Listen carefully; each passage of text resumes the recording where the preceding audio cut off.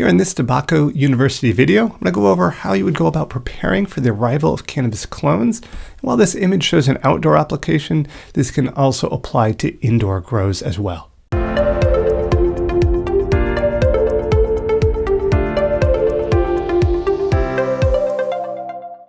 right, let's go over how to prepare for the arrival of cannabis clones that you might be receiving.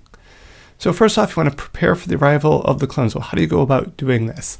You may not need to have a full propagation environment the exact day of arrival, and planting day will likely not be a perfect match, so there's going to be a slight difference here.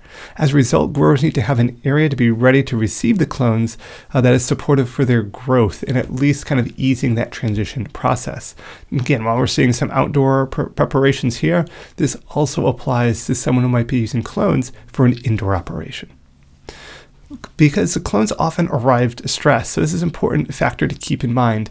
Even the best companies that ship them, or even if they come in and purchase them locally, they're going to be a little stressed. They typically arrive on site with some degree of stress. That could be light stress, water stress, temperature, or any combination of the above factors. So growers need to create a kind of a nursing environment to actually allow your newly arrived clones to adjust to an area before they go to the main growing area. Clones are typically exposed to long hours of darkness, so exposing plants to proper photoperiod is also important. Now we could see here, these clones are going to be prepared for an outdoor operation, but they were put outside under a tree in the very early morning. You can tell by that, by this very sun angle that we see there. It's not directly above them, just kind of in the morning there, helping them adjust to that outside light, the natural sunlight, but not blazing high noon bright sun. The goal overall here, as we see, is to keep the intensity initially a little bit lower, but increase the plants as they get accustomed to their new environment. If you're an indoor grow, that could be putting shade netting up, or if you have a dimmable option on your lights, turning them down till they're dimmed so that your plants aren't getting that full PAR reading, at least right when they get to your location. Now, your goal as a grower, upon arrival, your clones you should try to stabilize the environment that the clones are being exposed to. You don't want to keep going through constant changes. While you want to have it match the conditions they will be experiencing at the vegetative cycle, you may have to work the plants up to that level of stress, and that could be light stress, water stress, temperature stress, all those above included.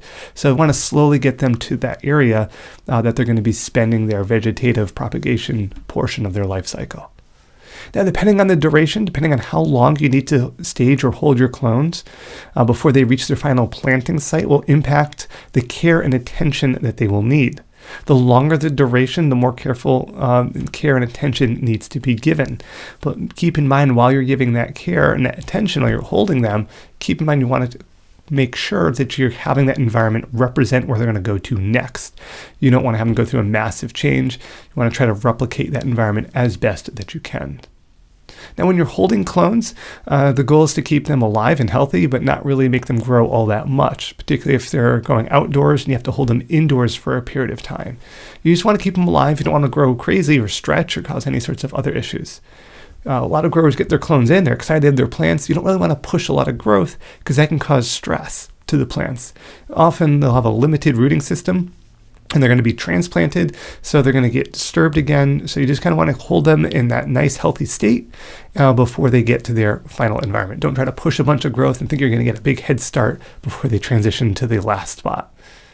Now, if you're holding clones for an extended period of time, this isn't just an important note, if your timing is a little bit off, you want to be sure that when they're being transferred to their final growing environment, you may need to transplant the clones to allow their roots to expand. So keep in mind that when you're looking at that longer duration, if their timing is a little bit off, you may have to up-pot them before they get transplanted. Now, this can be a time-consuming process, so it's best really to time the delivery so you do not need to hold clones for an extended period of time and up-pot them. But in some cases, you may need to do this, and it might be advantageous for you to do that if your timing isn't quite right there. Because sometimes the clones come in. When the clones come in and you might have issues with your final site or preparation time, this is a viable option to ensure when those clones do go out to their final location, they're going to be in the best shape possible and hopefully produce the best quality plants for the duration of the growing season for you.